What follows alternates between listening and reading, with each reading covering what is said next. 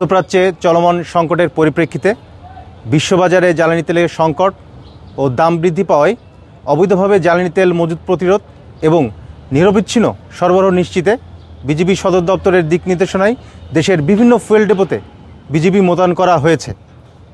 মোতায়েনকৃত BGB সদস্যরা নিয়মিত তদারকি, প্রশাসনিক ও নিরাপত্তা ব্যবস্থা কঠোর বাস্তবায়নে দায়িত্ব পালন করছে। এছাড়াও সীমান্তবর্তী এলাকায় চেকপোস্ট স্থাপনসহ টহল জোরদার এবং গোয়েন্দা তৎপরতা বৃদ্ধি করা হয়েছে।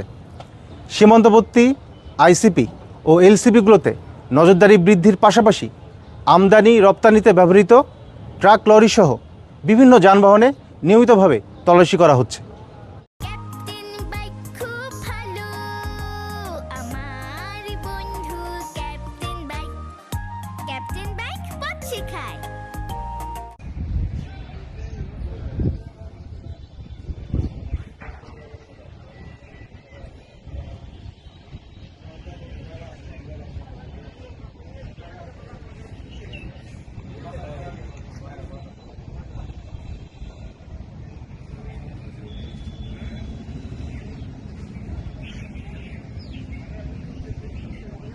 এটা সহ করো, এটা ওটা একত্রে আছে না, ওটা ভিডিওটা